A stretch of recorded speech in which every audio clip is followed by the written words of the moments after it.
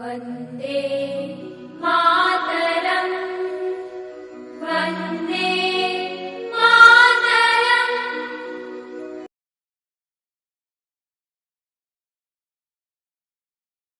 आज हम लोगों की ये यार नई क्लास है, इंडियन जियोग्राफी। काफी दिनों से, वैसे तो यार काफी दिनों से हमारी एनसीईआरटी की श्रृंखला चल रही है, ठीक है। तो उससे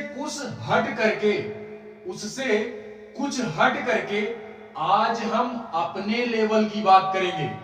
अभी तक तो बहुत हो गया, वो सारी चीजें एक बच्चे के हिसाब से पढ़ रहे थे हम लोग, ठीक है।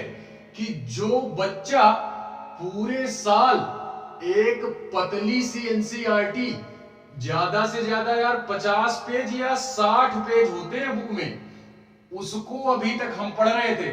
लेकिन आज हम लोग अपने स्टैंडर्ड की बात करेंगे, यानी जो हमारा लेवल है उस लेवल की आज हम बात करेंगे, ठीक है। जहां से क्वेश्चन यार पूछे जाते हैं, पूरी की पूरी इंडियन जियोग्राफी की बात करूंगा मैं, क्योंकि आज से अगर हम इसका शुरुआत कर ही रहे हैं ना, तो सारी चीजें देखेंगे इसमें कि पूरे के पूरे भारत में क्या क्या चीजें हमारी हैं।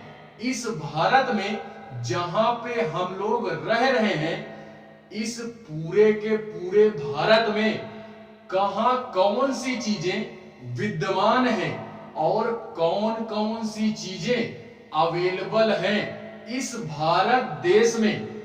वैसे तो यार ये एक मैं यही बोलूंगा कि भारत देश हमारा एक महान देश है, बहुत ही महान है।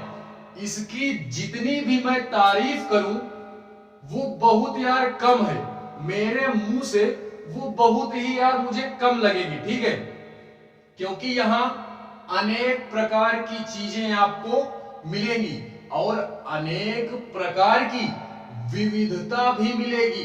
विविधता से मतलब ये है कि बहुत ही डिफरेंट टाइप के लोग मिलेंगे और डिफरेंट टाइप के पकवान भी मिलते हैं। आप तमिलनाडु साइड चले जाओगे, उधर का खान पान पहनावा अलग है। उत्तर भारत में आओगे, इधर का खान पान पहनावा बोली भाषा सारी चीजें अलग है। और पूर्व में जाओगे ना, तो उधर की भी खाने पीने की चीजें, पहनावे की चीजें, बोली भाषा जो आम तौर से बोली जाती है ना, वो सारी चीजें यार डिफरेंट है। इस वजह से हमारा भारत देश एक अलौकिक देश है। क्या है? अलौकिक देश है। इसके जैसे पूरे दुनिया में, इसके जैसे पूरे दुनिया में कोई और ऐसा देश नहीं है। क्योंकि यार जहां की भी हम बात करेंगे ना, वहां पे इतनी विविधता देखने को नहीं मिलती है। भारत में वैसे जो भी लोग आए हैं ना विदेशी, वो यही बोलते हैं कि भारत में बहुत ही विविधता है। और ये यार हम लोग पढ़ते भी हैं और देखते भी हैं कि विविधता हमारी है भी, ठीक है। तो इन्हीं सारी जानकारियों के परे हम अपने इंडियन जियोग्राफी की शुरुआत करेंगे। इसमें हम देखेंगे कि पूरा का पूरा जो पृथ्वी है ना, अगर मेरे पास यार ग्लोब होता तो उसमें थोड़ा सा अच्छा समझ में आता, लेकिन फिलहाल में ग्लोब लाएंगे, उसको फिर किसी क्लास में आपको हम दिखाएंगे। जो ग्लोब होता है ना, उसको भी किसी दिन ला करके आपको दिखाएंगे, तो उससे यार हमारा बहुत अच्छी तरीके से समझ में आ जाता ग्लोब के माध्यम से। लेकिन फिर भी ग्लोब नहीं है तो क्या हुआ, हम अपनी बातों को यहीं से समझेंगे कि पूरा का पूरा जो भारत है वो इस पृथ्वी पर किस जगह पर विद्यमान है, यानी स्थित कहां पे है। तो इससे यार आप लोग परिचित तो हो गए होंगे कि भारत में रह रहे हैं तो इसकी शुरुआत हम कहां से करेंगे? इसके नाम से करेंगे कि भारत देश का नाम भारत कैसे पड़ा। ठीक है, भारत कैसे पड़ा, इसकी शुरुआत मैं यहीं से करना चाहूंगा। ठीक है, फिलहाल में इसके विस्तार की बात करेंगे, इसके स्थिति की बात करेंगे और इसके नामकरण की बात करेंगे इस क्लास में। ठीक है, बाकी जैसे जैसे हम लोग बढ़ते जाएंगे ना, वैसे वैसे सारी चीजों को पढ़ेंगे कि यहां पे भारत देश में हमारे कहां कहां पर मैदानी भाग पाए जाते हैं, कहां कहां पर पठारी भाग पाए जाते हैं, कहां कहां से ज्वालामुखी हमारी निकलती है, कहां कहां पर हमारे पहाड़ पर्वत नदियां, गंगा नदी कहां से निकलती है, जमुना कहां से निकलती है, गोदावरी, जो भी है हमारा इंडियन जियोग्राफी के अंदर सारी चीजों को पढ़ने का प्रयास करेंगे और उसको हम लोग समझते हुए चलेंगे। मेरी यार हर एक क्लास में विनती, इसको आप रिक्वेस्ट ही मानो कि यार मेरी एक ही रिक्वेस्ट होती है कि हम सारी चीजों को समझ करके चलें, ना कि रटते हुए चलें। ठीक है, तो हमको यार रटना नहीं है कुछ भी, सारी चीजों को केवल यहां पे देखना है। उसके बाद नोट्स बनाने की इच्छा आपकी हो तो यार बना लेना, अन्यथा जाने देना। ठीक है, तो बात करते हैं हम भारत देश के नामकरण की। नामकरण की बात अगर मैं करूं तो यार भारत देश का जो नाम है ना हमारे, वो यार हम अपने भारत देश को 4 या 5 नामों से जानते हैं। 5 नाम वो हमारे कौन कौन से हैं? तो पहला यार हो गया भारत वर्ष, हमारा भारत जिसको आज हम भारत बोलते हैं, पहला ये हो गया। दूसरा हमारा इंडिया हो गया, तीसरा हमारा हिंदुस्तान हो गया, चौथा हमारा आर्यावर्त हो गया।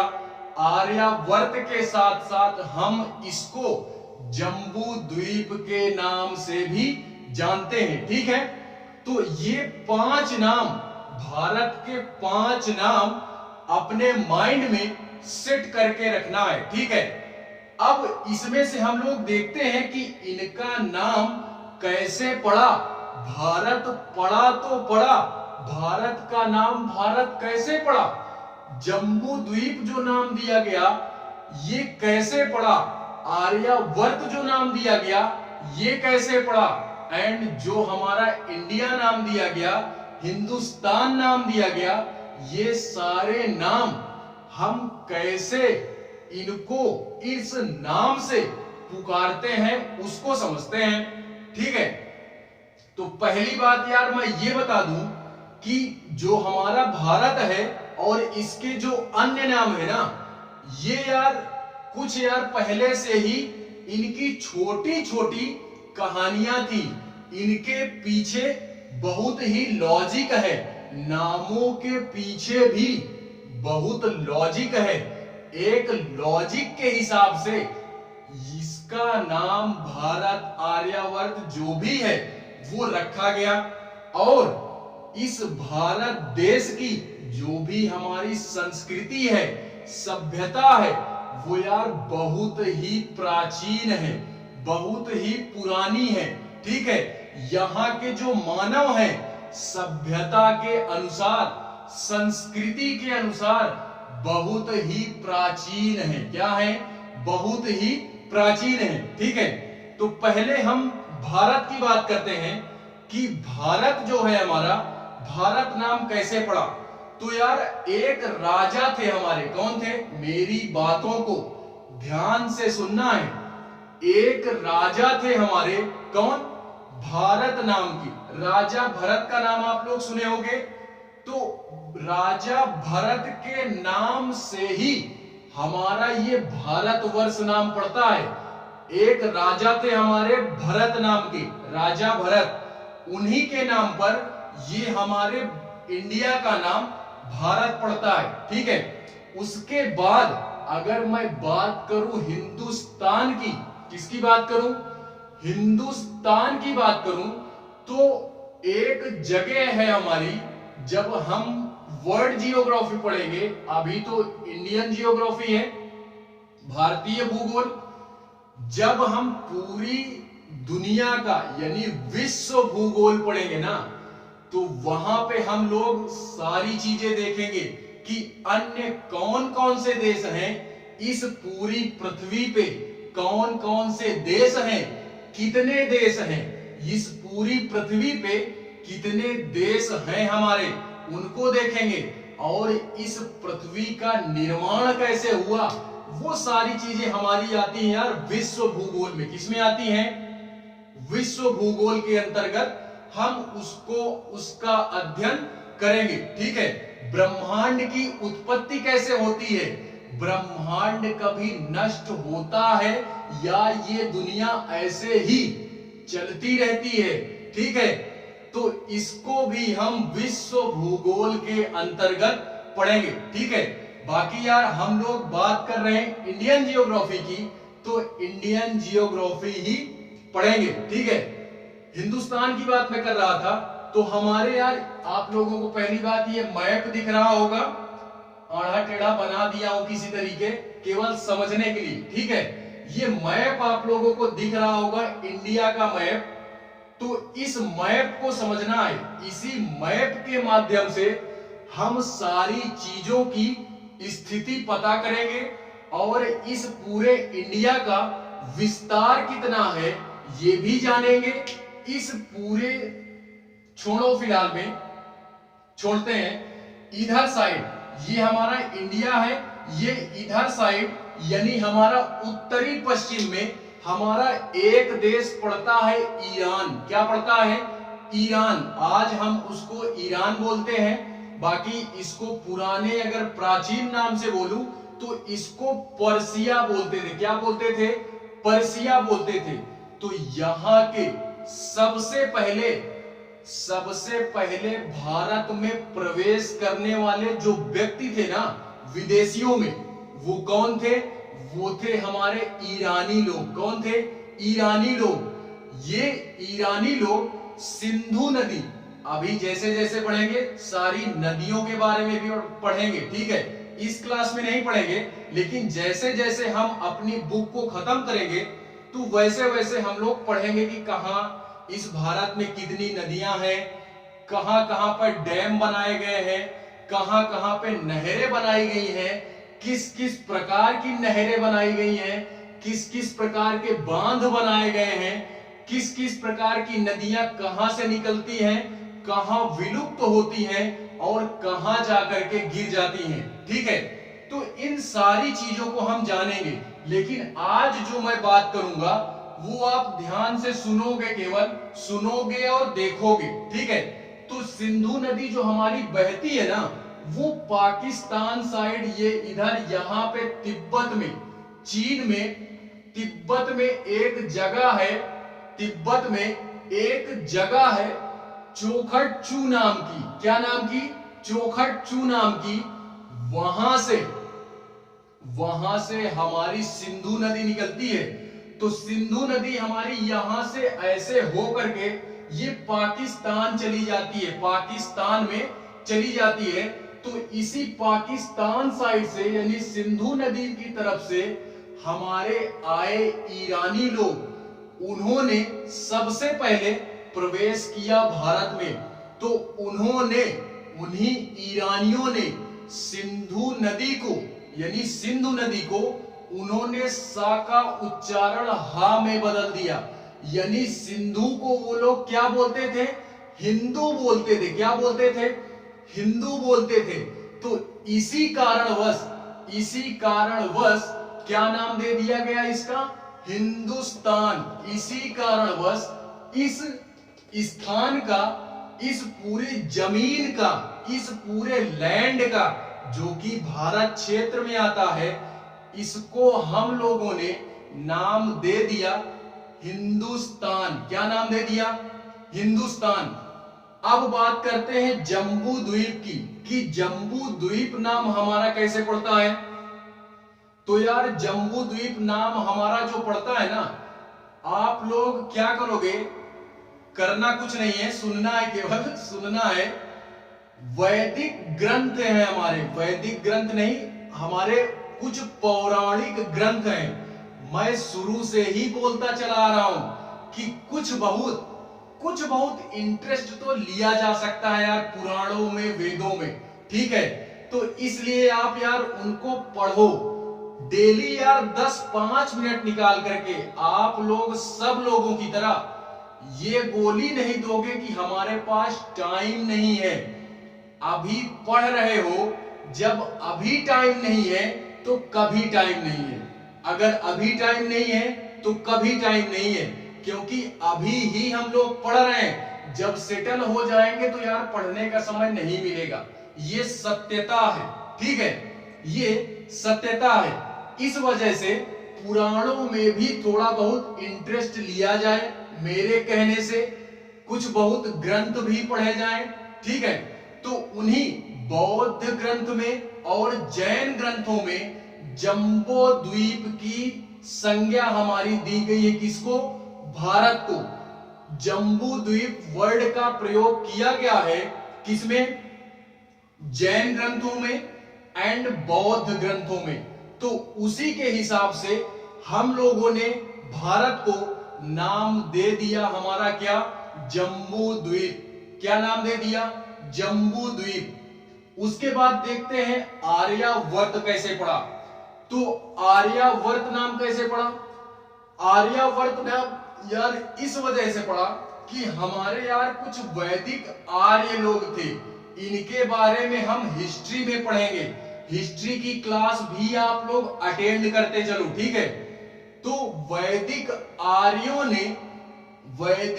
आर्यों के हिसाब से इस हिंदुस्तान का नाम उन्हीं आर्यों के हिसाब से हम लोग क्या करते हैं? आर्यावर्त की उपाधि देते हैं, ठीक है।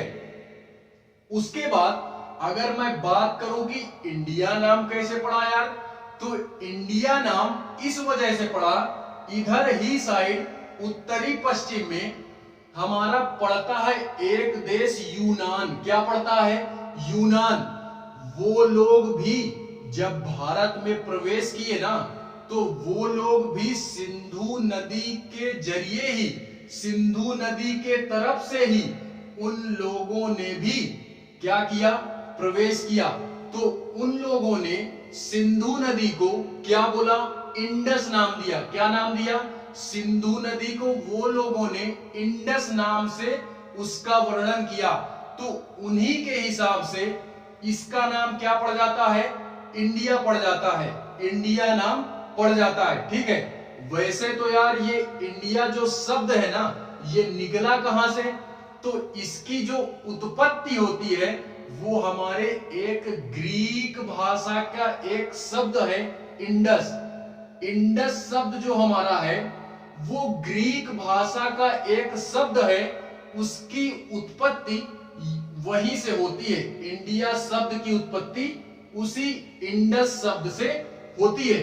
तो इन 5 नामों को आप लोग याद रखोगे। लिखा इस वजह से नहीं हूं यहां पे क्योंकि आप देख रहे हो लिखने की जगह नहीं है बोर्ड पे। समय का नहीं, जगह का अभाव है, ठीक है। तो इस वजह से मैंने बोल दिया, लिखा नहीं। आप लोग वीडियो पॉज करके धीरे धीरे फिर से सुन सकते हो, ठीक है। वो सारी फैसिलिटीज YouTube देता है, ठीक है।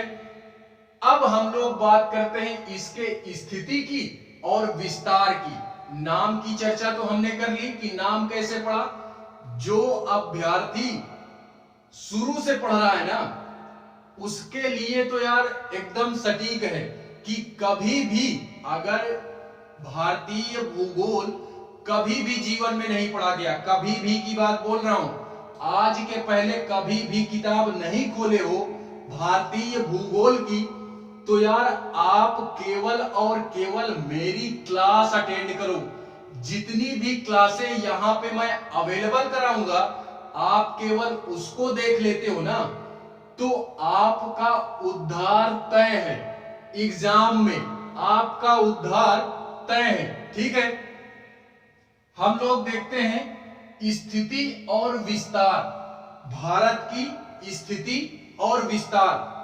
ग्लोब नहीं है यार, नहीं उसमें से अच्छा समझ में आता, फिलहाल फिर भी हम लोग समझने का प्रयास करेंगे मैप के माध्यम से, ठीक है। बाकी आप लोगों को इसमें कुछ लाइन दिख रही होगी, क्या दिख रही होगी? लाइनें, ये जो मैंने डॉट डॉट किया, ये डॉट डॉट लाइन दिख रही होगी आपको। तो ये क्या है, ये क्या है जानते हो? इसके पहले हम स्थिति की बात करते हैं, फिलहाल में स्थिति की बात करते हैं। तो ये हमारा मान लो क्या है, ग्लोब है। ये क्या है, ग्लोब है। दिख रहा होगा तो अच्छा है, नहीं दिख रहा हो तो मैनेज करना मेरे भाई, ठीक है। क्योंकि इतनी जगह में ही हम लोग समझने का प्रयास करेंगे, क्योंकि आप लोगों को केवल और केवल हिंट चाहिए। आप लोग सारी चीजें खुद समझते हो, आपको केवल हिंट चाहिए, ठीक है। तो मैं वही हिंट दे रहा हूं।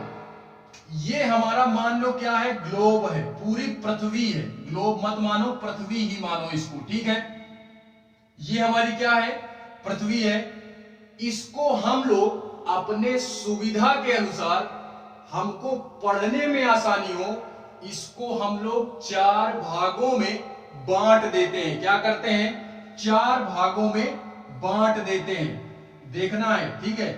4 भागों में बांटते हैं पढ़ने के अनुसार। बाकी पृथ्वी तो यार गोल है, उस पे किसी भी प्रकार की ना कोई लाइन है, ना किसी भी प्रकार का उसको बांटा गया है, ठीक है, पृथ्वी को। ये आप फिलहाल जब पूरी इंडियन जियोग्राफी पढ़ोगे, वर्ल्ड जियोग्राफी पढ़ोगे, तो सारी चीजें आप खुद ब खुद समझ जाओगे, ठीक है, खुद ब खुद समझ जाओगे। इसको हम 4 गोलार्ध बोलते हैं, इसको गोलार्ध बोलेंगे। 4 गोलार्ध में इसको हम डिवाइड करते हैं। 4 गोलार्ध में पूरी की पूरी पृथ्वी को हम डिवाइड करते हैं। अब इसी में देखते हैं कि हमारी जो पृथ्वी है, पृथ्वी की बात तो कर ही रहे हैं फिलहाल, हमारा जो मतलब इंडिया है वो कहां पे है, इस पूरी पृथ्वी पर हमारा इंडिया कहां पे है। फिलहाल में हम इसको ईस्ट बोल देते हैं, इसको वेस्ट बोल देते हैं, इसको नॉर्थ, इसको साउथ, ठीक है। उसी में अगर हम बात करें तो इसको फिलहाल में देखते हैं, ठीक है। तो हमारा जो इंडिया है ना, वो कुछ यहां पे है, कुछ यहां पे है। हमारा इंडिया यहां पे है, दिख रहा है, ठीक है, दिख रहा है ना, यहां पे है। हमारा इंडिया कहां पे है, यहां पे है, इस गोलार्ध में है, इस गोलार्ध में। कोई भी पूछता है कि हमारा इंडिया पृथ्वी पे या ग्लोब में किस जगह पर स्थिति, इंडिया की स्थिति किस जगह पर है, तो हम लोग यार ये बताएंगे कि हमारा ये तो यार उत्तर का पोर्शन हो गया, ये उत्तर, इसको अभी मत लिखो, ये उत्तर का पोर्शन हो गया, ये दक्षिण का पोर्शन हो गया, पूरा पूरा, ठीक है। ये पूरा पूरा, ये पूरा दक्षिण का पोर्शन, ये पूरा उत्तर का पोर्शन, ठीक है। उसके बाद अगर मैं इसको ना लिखूं, केवल ऐसे लाइन खींच दूं, तो ये हो गया पूरा का पूरा पश्चिम, ये हो गया पूरा का पूरा ये हो गया पूरा का पूरा पूर्व हमारा, ये हो गया पूरा का पूरा पश्चिम, ठीक है। तो इसमें कंफ्यूजन नहीं होना है। मैं दोनों चीजें साथ में ही बना दिया, दोनों चीजें साथ में बना दिया, किसी भी प्रकार की कोई कंफ्यूजन नहीं होनी चाहिए, ठीक है। तो अब हम दोनों को मिला करके अगर इसके स्थिति की बात करें इंडिया की, तो ये हमारा कहां स्थित है, उत्तर पूर्व में, उत्तर पूर्व में, यानी पूर्वी साइड है और उत्तरी साइड है, पूर्वी साइड है और उत्तरी साइड है। तो कोई भी पूछता है या एग्जाम में पूछता है कि इंडिया की स्थिति हमारी कहां है, किस जगह पर है पूरे के पूरे ग्लोब में, तो आप क्या बोलोगे, उत्तर पूर्व साइड है। कहां पे है, उत्तर पूर्व साइड, ठीक है। तो आई होप यार इसको समझ गए होगे, आप लोग समझ गए होगे। अब हम लोग इसी इंडिया को उठा करके बड़ा कर दिए, इसी इंडिया को उठा करके बड़ा कर दिया, मैंने बड़ा कर दिया, ठीक है।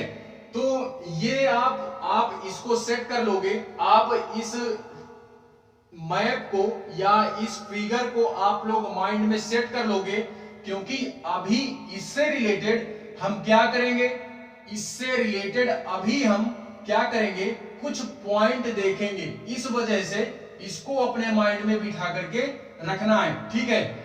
स्थिति हम जान गए, स्थिति जान गए कि पूरे के पूरे ग्लोब में हमारे इंडिया की स्थिति कहां पे है, ठीक है। अब हम इसके विस्तार की बात करते हैं कि ये फैला कहां तक है, फैला कहां तक है, ठीक है। तो अगर मैं इसके विस्तार की बात करूं तो इसका विस्तार है हमारा 32,84,000 32,84,536 है शायद, ये 3 डिजिट में मैं कंफर्म नहीं हूं, बाकी 32,84,536 वर्ग किलोमीटर क्या है, वर्ग किलोमीटर में इसका विस्तार है। किसका विस्तार है, इंडिया का। इंडिया हमारे पूरे पृथ्वी में इतने में फैला हुआ है, जान लो, इतने में फैला हुआ है। 32,84,536 वर्ग किलोमीटर के अंतर्गत हमारा जो भी एरिया है ना, वो इंडिया का क्षेत्र है, ठीक है। तो ये हमारे इंडिया का विस्तार हुआ। अगर हम इसके पूरे विश्व की बात करें कि पूरे विश्व का कुल जमीन भारत के पास कितनी है, भारत के पास पूरे विश्व की, पूरे पृथ्वी में कितनी जगह भारत के पास है, तो अभी आप सोचने पे मजबूर हो जाओगे, सोचने पे मजबूर हो जाओगे। 2.4%, 100% में से 2.4% जमीन हमारे पास है, यानी इंडिया के पास है 2.4%, ठीक है। बाकी जो भी हमारा है वो सारे उसमें अन्य देश आते हैं, उसमें अन्य देश आते हैं। तो इसका यार विस्तार कितना है, 32,84,536 वर्ग किलोमीटर। एंड अगर परसेंटेज में इसको हम देखें तो 2.4% में हमारे पूरा ये इंडिया का लैंड विस्तारित है, ठीक है, विस्तरित है। इसकी चर्चा हम लोगों ने कर ली, स्थिति देख लिया, विस्तार देख लिया। अब हम कुछ बात करते हैं इसके अंदर की। किसकी बात करते हैं, इसके अंदर की बात करते हैं। ये जो आपको पॉइंट दिख रहे हैं ना, ये जो आपको डॉट करके लाइन दिख रही है, ये है हमारा देशांतर। क्या है, देशांतर। ये इधर भी है, ये इधर भी है, ये क्या है, देशांतर, ठीक है। तो उसको फिलहाल में जब जियोग्राफी की, आप अगर जियोग्राफी की क्लास अटेंड कर रहे होगे, क्लास 6 की, 7th की, 8th की, तो क्लास 6 में इसका वर्णन दिया गया है। क्लास 6 में वो सारी चीजें दी गई हैं कि हमारा अक्षांश क्या होता है एंड हमारा देशांतर क्या होता है, ठीक है। तो फिलहाल में आप उस क्लास को अटेंड करो, अक्षांश और देशांतर आप समझ जाओगे, ठीक है। तो उसकी चर्चा मैं यहां पे नहीं करूंगा। क्यों, क्योंकि अपने लेवल पे बात की जा रही है, तो अपने ही लेवल पे बात करेंगे। बहुत हो गया बच्चों के लेवल का, अब मैं छोटी छोटी चीजें नहीं बताऊंगा, ठीक है, छोटी छोटी चीजें नहीं बताऊंगा। इसी वजह से मैं पहले जितनी भी एनसीईआरटीज थी, इसी वजह से मैंने कंप्लीट कराई। किस वजह से, कि हमारी नींव मजबूत हो सके। क्योंकि जब हम स्टैंडर्ड बुक पढ़ेंगे ना, अपने लेवल की जब बुक पढ़ेंगे, तो वो हमको समझ में आनी चाहिए। इस वजह से मैंने बच्चों की बुक पढ़ाई। अन्यथा यार जो हमारी तैयारी मेन स्टार्ट होती है ना, वो मेन तैयारी यहीं से स्टार्ट होती है, ठीक है। वो बच्चों की थी सारी चीजें, उसको केवल सारी चीजें समझने के लिए हम लोग पढ़ी थी, ठीक है। तो इतनी सारी चीजें आप समझ गए होगे। अक्षांश देशांतर समझे हो तो अच्छा है, नहीं आप उसको भी अटेंड करो, उस क्लास को भी, तो अक्षांश और देशांतर आप समझ जाओगे। ठीक है, अक्षांश देशांतर समझ जाओगे। अभी हम केवल और केवल देशांतरी विस्तार की बात करेंगे, अक्षांशी विस्तार हम लोग नेक्स्ट क्लास में देखेंगे। ठीक है, देशांतरी विस्तार की बात करेंगे। देखते हैं यहां पे, ये हमारा देशांतर है, ये देशांतर है फिलहाल में। अब मैं इसको थोड़ा सा, देशांतर की बात कर ही रहे हैं तो इसके थोड़ा हम अक्षांश देशांतर की बात करते ही हैं। अक्षांश देशांतर की बात करूं मैं तो ये हमारा जो पॉइंट है ना, ये इधर सबसे लास्ट पॉइंट इंडिया का, जो उत्तर में इंडिया का सबसे जो लास्ट पॉइंट है ना, सबसे लास्ट पॉइंट, बॉर्डर जिसको बोलते हैं, वो हमारे गुजरात में एक स्थान है। गुजरात में एक स्थान है हमारा, क्या? गुहार मोती। गुहार मोती बोलोगे या गौर मोता बोलोगे? क्या बोलोगे? गुहार मोती या गौर मोता, क्या बोलोगे? गुहार मोती, गुहार मोती ये स्थान का नाम है, या गौर मोता, गौर मोता ये स्थान का नाम है।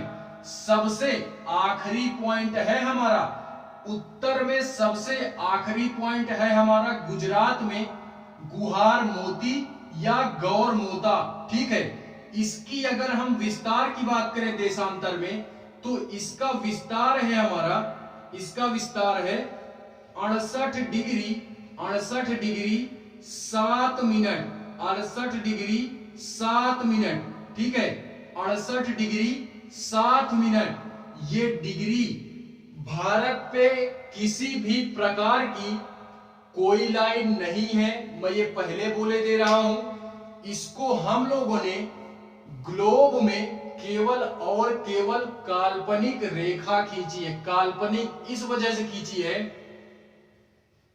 इस मतलब जो भी हमारे, ये अभी मैंने बोला ना 68 डिग्री 60 मिनट, तो 68 डिग्री 7 मिनट जो मैं लिख चुका हूं ना, ये नंबरिंग जानते हो क्यों की गई है ग्लोब में? क्योंकि अगर हम लोग कुछ नहीं जानते हैं ना, केवल और केवल नक्शे में हम इसको देख लेंगे ना नंबरिंग, तो हमको पता चल जाएगा कि इस डिग्री पे कौन सा देश पड़ता है, कौन सा देश पड़ता है। ठीक है, किस डिग्री पे, किस मिनट पे कौन सा देश हमारा पड़ता है, उसकी स्थिति के बारे में हम जान जाएंगे।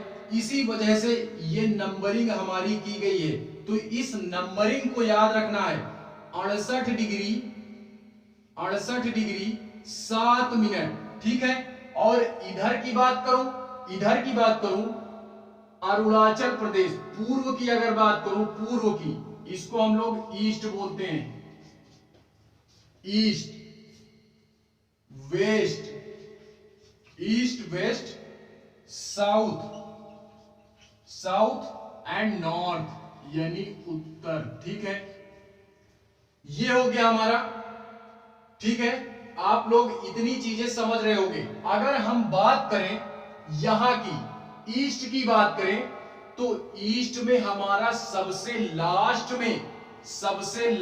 में जो पड़ता है देश, उसका नाम है अरुणाचल प्रदेश। क्या नाम है? अरुणाचल प्रदेश। यहां पे अरुणाचल प्रदेश में एक स्थान हमारा पड़ता है कीबीथू। क्या पड़ता है? कीबीथू। कीबीथू ये कहां पे है? अरुणाचल प्रदेश में है। कहां पे? अरुणाचल प्रदेश। एपी लिख दे रहा हूं, आप समझ लेना, अरुणाचल प्रदेश। ठीक है, अरुणाचल प्रदेश में पूर्व साइड में एक स्थान पड़ता है कीबीथू, वो हमारा लास्ट पॉइंट है पूर्व में। पश्चिम में अगर लास्ट पॉइंट की बात करें तो 68 डिग्री 60 मिनट गुहार मोता राजस्थान में है। अगर इसके हम लोग डिग्री में कन्वर्ट करें तो इसका हो जाएगा 97, ये इसका देशांतरी विस्तार है 97.25 ये इसका देशांतर है। ये क्या है? देशांतर है। ठीक है, अब जो हम बात करेंगे वो नॉर्थ की करेंगे। नॉर्थ की देखो, इसी क्लास में कहां कहां पे मैं घुमाता हूं आप लोगों को, आप देख सकते हो। अभी हम लोगों ने गुजरात घूमा, गुजरात के बाद हम लोगों ने अरुणाचल प्रदेश तक गए। अब अरुणाचल प्रदेश को छोड़ करके हम चलते हैं ऊपर साइड में। कहां चलते हैं? ऊपर साइड जम्मू कश्मीर घूम के आते हैं। थोड़ा देर के लिए जम्मू घूमते हैं। ठीक है, तो जम्मू कश्मीर में नॉर्थ साइड में उत्तर में पड़ता है हमारा जम्मू कश्मीर। ठीक है, यहां की बात अगर करूं, इसके देशांतर की बात करूं, तो इसका देशांतर है हमारा 37.6 मिनट। 37.6 मिनट इसका देशांतरी विस्तार है। देशांतरी ऊपर से, ठीक है, देशांतरी विस्तार है। ठीक है, 37.6 देशांतरी नहीं, अक्षांशी विस्तार है। ये ऐसे अक्षांशी विस्तार, ये अक्षांशी विस्तार है हमारा 37.6 मिनट। ये जो एक डॉट खींच दिया जाता है, इसका मतलब होता है मिनट।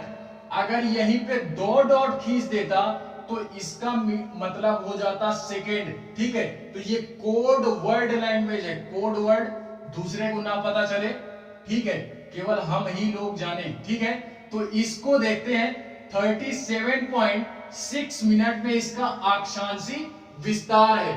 वो भी अगर इस स्थान की बात करूं तो इस स्थान का नाम हमारे क्या है? जम्मू कश्मीर में सबसे ऊपरी जो हमारा पॉइंट है, तो जम्मू कश्मीर में जो हमारा लास्ट बिंदु आता है ना, लास्ट बिंदु बॉर्डर पे एकदम, उस स्थान का नाम है हमारे इंदिरा पॉइंट। क्या नाम है? इंदिरा पॉइंट नहीं, इंदिरा कॉल। क्या नाम है? इंदिरा कॉल। जम्मू कश्मीर में है एक स्थान इंदिरा कॉल। इंदिरा कॉल, इसको भी याद रखना है। इंदिरा कॉल जम्मू कश्मीर में सबसे ऊपर का जो पॉइंट है, इंदिरा कॉल है। ठीक है, ये हो गया। अब यहां पे देखते हैं, साउथ की बात करते हैं। आओ कुछ बहुत हम तमिलनाडु साइड घूमते हैं। दक्षिण में तमिलनाडु और केरल घुमाता हूं। ठीक है, तो यहां की अगर बात करें दक्षिण में, तो यार यहां की अगर बात करेंगे तो एक स्थान हमारा पड़ता है कन्याकुमारी। क्या पड़ता है? कन्याकुमारी। कन्याकुमारी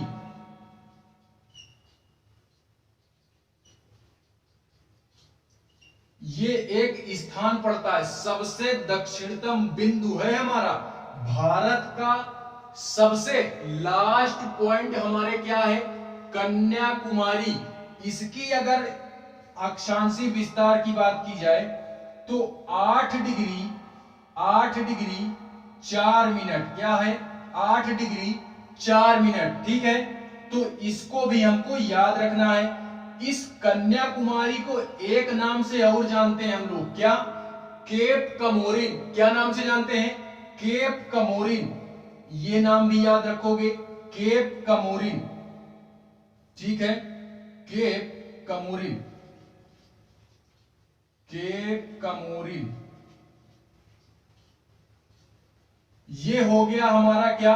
कन्याकुमारी का एक नाम है हमारा केप कमोरिन। ठीक है, तो ये हमारा यार आप लोग देख लो कि ईस्ट में किस देशांतर पर हमारा कौन सा पॉइंट पड़ रहा है, और देशांतर का हमारा जो डिग्री है ना, समय जो दिया गया है, वो हमारी किस डिग्री से लेकर के किस डिग्री तक, किस अक्षांश वाली डिग्री से लेके किस अक्षांश की डिग्री तक हमारा ये इंडिया का विस्तार है। ठीक है, हम लोग ये भी बोल सकते हैं कि 37 डिग्री 37 डिग्री 6 मिनट नॉर्थ से लेकर के 8 डिग्री 4 मिनट साउथ और उसके बाद 68 डिग्री 7 मिनट नॉर्थ में और उसके बाद 97.25 डिग्री ईस्ट में। ये इसका इंडिया का विस्तार है। क्या है? विस्तार है। ठीक है, इतना चीजें आप लोग समझ गए होंगे। मैं यार यही आशा करता हूं कि इतनी सारी चीजें समझ गए होंगे। उसके बाद अगर बात करें, उसके बाद बात करते हैं किसकी? उसके बाद हम बात करते हैं कि इस जम्मू कश्मीर से यानी इंदिरा कॉल से दक्षिण में हमारा कन्याकुमारी, कन्याकुमारी या केप कमोरिन, केप कमोरिन ऊपर से लेके लंबाई की बात करें कि भारत की कुल लंबाई कितनी है? लंबाई भारत में कुल कितनी जमीन है? लंबाई के अनुसार। किसके अनुसार? लंबाई के अनुसार। तो लंबाई के अनुसार आप इसका याद रखोगे क्या? 3124 यानी 3124 वर्ग किलोमीटर इसकी लंबाई है। 3124 वर्ग किलोमीटर ये भारत की लंबाई है। क्या है? लंबाई है। कहां से? इंदिरा कॉल से लेके कन्याकुमारी तक, नॉर्थ से लेके साउथ तक पूरे की बात कर रहे हैं हम लोग। ठीक है, उसके बाद इधर गुहार मोता से उधर कीबीथू तक अगर इसके चौड़ाई की बात करूं, गुजरात से लेके अरुणाचल प्रदेश तक इसकी चौड़ाई कितनी है? भारत की हमारे चौड़ाई कुल कितनी है? तो भारत की हमारे चौड़ाई है 2933 वर्ग किलोमीटर। वर्ग किलोमीटर। ठीक है, 2933 वर्ग किलोमीटर ये हमारी क्या है? ये चीज जो लाइन मैं खिंचाया हूं, ये जो लाइन मैंने बनाई है, ये चौड़ाई को दर्शाता है। किसको दर्शाता है? चौड़ाई को दर्शाता है। तो ये चौड़ाई हो गई एंड इस लंबाई को ये हमारी 3124 वर्ग किलोमीटर ये इसकी लंबाई हो गई। ठीक है, अगर आप लोग नहीं याद कर पा रहे हो तो एक ट्रिक ले लो यहां से। यहां भी हम ब्रह्मास्त्र छोड़ रहे हैं, आप लोग पकड़ो। ठीक है, अगर नंबर नहीं याद कर पा रहे हो ध्यान से देखिएगा। ठीक है, 3 2 1 4 इधर से शुरू करेंगे। 3 2 1 4 उल्टी गिनती शुरू करेंगे। क्या करेंगे? उल्टी गिनती शुरू करेंगे। लंबाई को अगर नापना है तो उल्टी गिनती शुरू करेंगे। 3 2 1 एंड लास्ट में हम 4 लिख देंगे। तो 3214 वर्ग किलोमीटर ये इसकी क्या हो गई? लंबाई हो गई। अगर इसके चौड़ाई की बात करूं यानी जो ब्रेथ की बात करूं, ये हमारी लेंथ हो गई। क्या हो गई? लेंथ हो गई। अगर ब्रेथ की बात करूं मैं तो ब्रेथ की बात की जाएगी तो यार आप लोग क्या नोट करोगे? इधर से इसमें काउंट करोगे। 3 3 एंड 3 का मल्टीप्लाई 3 में 9 एंड 3 कितनी बार है? 2 बार। तो 2933 वर्ग किलोमीटर ये हमारी ब्रेथ हो गई। क्या हो गई? ब्रेथ हो गई। तो यार आई होप इतनी सारी चीजें समझे होगे आप लोग। क्या कहे होगे? समझे होगे। समझ गए होगे तो अच्छी बात है, नहीं समझे होगे तो वीडियो को फिर से रिमाइंड करके देख लेना यार। आप खुद ही सारी चीजें समझ जाओगे। खुद ही सारी चीजें खुद ब खुद समझ में आ जाएंगी। ठीक है, इसकी बात हम लोगों ने कर ली। अब हम एक बात ये करते हैं कि जो हमारे ग्लोब पर रेखा खींची गई है, एक हमारे ग्लोब पर रेखा खींची गई है, कर्क रेखा। क्या है?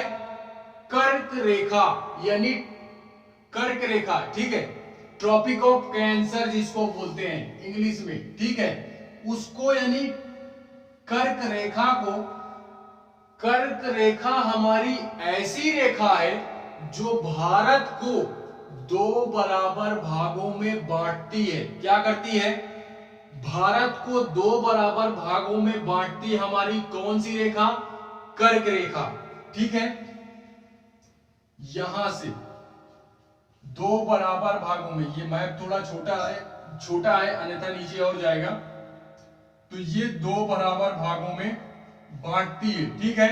बाकी अभी हम आगे बात करेंगे, आगे बात ये करेंगे कि जो हमारी ये कर्क रेखा है ये भारत के कितने राज्यों से होकर के निकलती है, भारत के कितने राज्यों से होकर के गुजरती है। क्योंकि यार ये पूरे पृथ्वी पे खींची गई है ना, ये लाइन पूरे पृथ्वी पे खींची गई है, कोई हमारे इंडिया में ही थोड़ी ना है। इस कर्क रेखा में बहुत सारे देश आते हैं, बहुत सारे देश आते हैं। फिलहाल वो जब हम बात करेंगे वर्ल्ड जियोग्राफी तो वहां पे समझेंगे। अभी हम इंडियन जियोग्राफी पढ़ रहे हैं तो इंडियन जियोग्राफी में ये बात करेंगे कि जो कर्क रेखा है हमारी, ये कर्क रेखा हमारी कितने राज्यों से हो करके गुजरती है भारत की, ठीक है। यहीं पे एक बात ये करते हैं कि भारत का जो समय है, भारत का जो समय है उसको किस आधार पे निर्धारित किया गया। देखते होगे सारी जो घड़ियां हैं वो एक ही समय बताती है।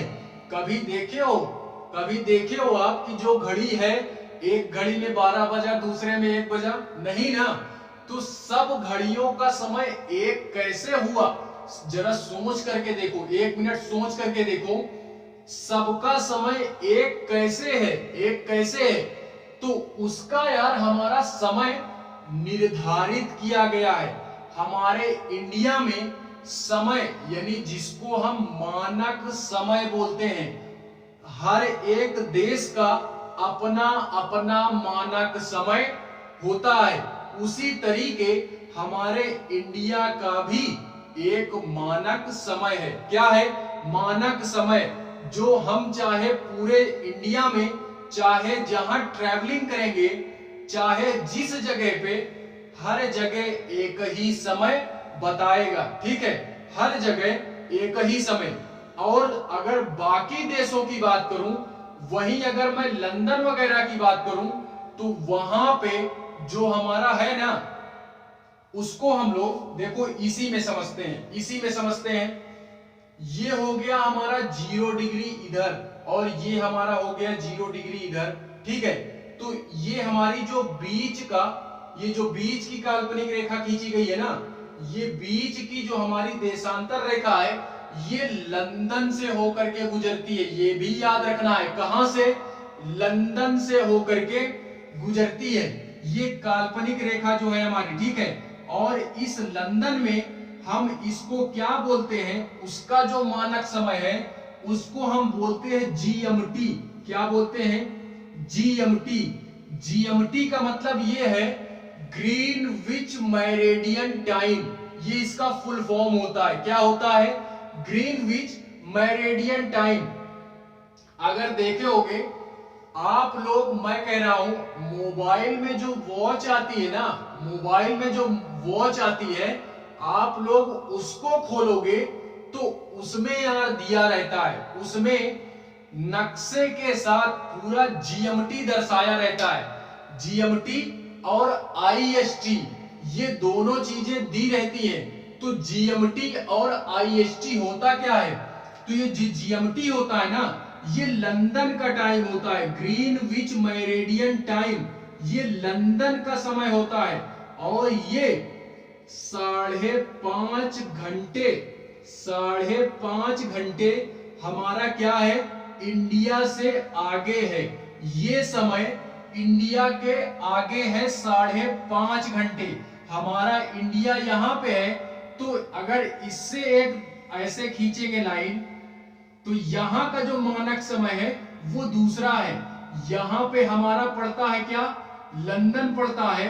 तो 5 घंटे जब आगे जाएंगे 5 घंटे आगे जाएंगे तो यहां का जो मानक समय माना गया है इंडिया का, वो मानक समय है हमारा 82.5 डिग्री। क्या? 82.5 डिग्री, 82.5 डिग्री यानी 22 डिग्री 5 मिनट, 82.5 डिग्री। ठीक है, 82.5 डिग्री ये हमारे इंडिया का मानक समय है। इसको हम लोग IST बोलते हैं। क्या बोलते हैं? Indian standard time. क्या बोलते हैं? Indian standard time. क्या होता है? IST होता है। कोई पूछे GMT क्या होता है तो आप लोग बोलोगे GMT हमारा वह समय है जो लंदन से होकर के गुजरता है और ये एक देशांतरी रेखा है जो कि काल्पनिक है। ठीक है, अगर इसकी बात करें तो ये 5.5 घंटे आगे है हमारे इंडिया से। अर्थात अगर लंदन में 12 बज रहे हैं रात के तो हमारे इंडिया में सुबह के 5:30 बजेंगे। क्या बजेंगे? सुबह के 5:30 बजेंगे। ठीक है, तो ये 82.5 डिग्री जो यहाँ पे माना गया है ये किस आधार पे माना गया है, अगर इसको समझना है तो फिर यार फिर से वही बोलूंगा, बच्चों के स्टैंडर्ड में जाओ। सोचो अगर ये नहीं जानते हो तो बच्चों से भी गिरे हुए व्यक्ति हो यार। अगर बच्चे जानते हैं आप नहीं जानते तो फिर यार माहौल खराब हो जाएगा। ठीक है, इस वजह से मैं यहाँ पे अब वो सारी चीजें नहीं बताऊंगा। बहुत हो गई बच्चों के लेवल की बातें। ठीक है, अपने लेवल की बात करेंगे। तो इसको भी अगर आप समझना चाहते हो तो NCERT की क्लास देखो यार, वहां पे मैंने बखूबी विस्तार में सारी चीजें बताई हैं। ठीक है, और अगर बात की जाए कि GMT और IST में अंतर क्या है, GMT और IST में अंतर क्या है, तो अंतर यार हमारा यही है 5.5 घंटे का अंतर है। ठीक है, 5.5 घंटे का अंतर पड़ता है।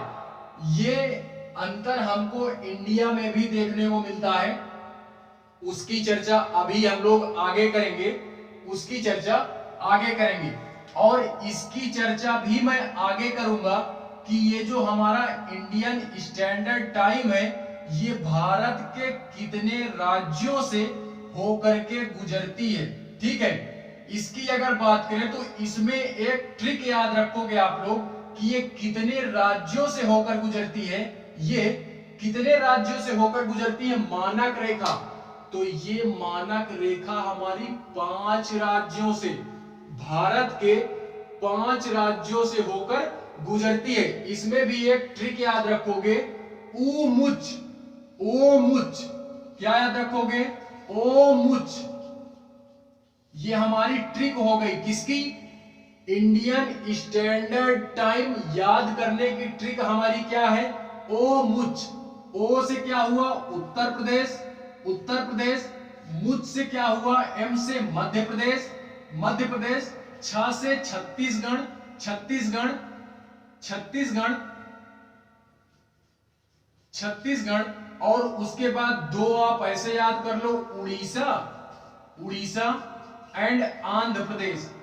ये यार हमारे ऐसे राज्य हैं जहां से हमारी मानक रेखा, इंडिया का जो मानक समय है वो 5 राज्यों से होकर के गुजरता है। ठीक है, और उत्तर प्रदेश में कभी कभी क्वेश्चन ये भी पूछता है, उत्तर प्रदेश में ये क्वेश्चन यार, अगर उत्तर प्रदेश PCS का एग्जाम दोगे ना, ये PCS वगैरह का, तो उसमें ये क्वेश्चन बन जाता है, उसमें ये क्वेश्चन बन जाता है PCS वगैरह में। क्या बोलता है कि उत्तर प्रदेश में किस जगह से, एग्जैक्ट पॉइंट पूछ लेता है कि उत्तर प्रदेश में वह एग्जैक्ट पॉइंट कौन सा है जहां से हमारी मानक रेखा गुजरती है। तो ये यार अलग अलग बुकों में थोड़ा सा कंफ्यूजन का थोड़ा सा रीजन बन जाता है। क्यों? क्योंकि यार बहुत सारी बुकों में मिर्जापुर दिया गया है। उत्तर प्रदेश का मिर्जापुर ऐसा जिला है जहां से मानक रेखा होकर के गुजरती है। और किसी किसी बुक में क्या देता है, नैनी। ये इलाहाबाद का नैनी, इलाहाबाद में एक हमारा, इलाहाबाद का फिलहाल नाम इस समय प्रयागराज है, तो प्रयागराज बोलेंगे। क्या बोलेंगे? प्रयागराज के क्या नैनी है हमारा एक स्थान, नैनी। वहां से होकर के गुजरती है हमारी मानक रेखा। क्या गुजरती है? मानक रेखा हमारी गुजरती है। ठीक है, तो आप दोनों नाम याद रखोगे, कोई कंफ्यूजन नहीं, दोनों नाम याद रखोगे। जो भी दिख गया उसी में टिक मार देना है। ठीक है, उसी में टिक मार देना है। तो ये हमारी हो गई क्या, ये हमारा हो गया मानक रेखा। कितने राज्यों से गुजरती है? 5 राज्यों से। ट्रिक क्या है? ओ मुच। क्या है? ओ मुच। उत्तर प्रदेश, मध्य प्रदेश, छत्तीसगढ़, उड़ीसा, आंध्र प्रदेश। उत्तर प्रदेश में एग्जैक्ट पॉइंट कौन सा है? तो मिर्जापुर, मिर्जापुर एंड नैनी, मिर्जापुर एंड नैनी, वो भी प्रयागराज का। ठीक है, तो ये याद रखना है। बाकी अब देखो हम बात करते हैं किसकी, कि ये जो हमारी कर्क रेखा है ये भारत में कितने राज्यों से होकर गुजरती है, ये भारत में कितने राज्यों से होकर गुजरती है। ठीक है, तो यार इसमें की भी एक ट्रिक ले लो। आप एक ट्रिक आप इसमें की भी ले लो। क्या? कि मित्र पर गमछा झार, ये ट्रिक है हमारी। क्या है? मित्र पर गमछा झार। ठीक है, इसको पकड़ना है, मित्र पर गमछा झार। इसको फिलहाल अभी के लिए भी डालते हैं, मित्र पर गमछा झार। देखना ट्रिक है हमारी, इन्हीं से देखो राज्य निकलेंगे। अभी एम से हो गया, एम से क्या हो गया? मध्य प्रदेश, मध्य प्रदेश। टी, मध्य प्रदेश नहीं, मिजोरम। क्या हो गया? मी से हो गया मिजोरम। क्या हो गया? मिजोरम, मिजोरम। मिजोरम के बाद त्रा से क्या हो गया? त्रिपुरा। क्या हो गया? त्रिपुरा। पा से क्या हो गया? पश्चिम बंगाल, पश्चिम बंगाल। रा से क्या हो गया? राजस्थान। गा छोड़ दो। मां से क्या हो गया? मध्य प्रदेश। छा से क्या हो गया? छत्तीसगढ़। झा से क्या हो गया? झारखंड। एंड रा से यार, रा से राजस्थान होता ही है। ठीक है, तो ये हमारे 1 2 3 4 5 6 7 8 8 राज्य हमारे ऐसे हैं जिनसे कर्क रेखा गुजरती है। क्या होती है? कर्क रेखा हमारी गुजरती है। तो आप लोग यार इसको भी याद रखोगे। इसके बाद अगर हम लोग बात करें तो हमारी यार ये जो है ना, ये मान लो हमारा ग्लोब है। ठीक है, ये 0 डिग्री, इसको हम लोग विषुवत रेखा बोलते हैं। फिर से वही देखो, कक्षा 6 में आ गए हम लोग। कहां पे आ गए? कक्षा 6 में। इसको हम लोग विषुवत रेखा बोलते हैं। विषुवत रेखा, विषुवत रेखा एकदम मिडिल पॉइंट या भूमध्य रेखा। ठीक है, उसके बाद ऊपर वाले को बोलते हैं ध्रुव बोलते हैं। क्या बोलते हैं? ध्रुव। ये नीचे ध्रुव, ये दक्षिणी ध्रुव, ये उत्तरी ध्रुव। यहां से एंड यहां से 23.5 डिग्री दक्षिण में है मकर रेखा। पृथ्वी पे ग्लोब पर एक काल्पनिक रेखा खींची गई है, अक्षांशी, जिसको हम लोग मकर रेखा के नाम से जानते हैं। किसके नाम से जानते हैं? ये हमारी मकर रेखा है। क्या है? मकर रेखा।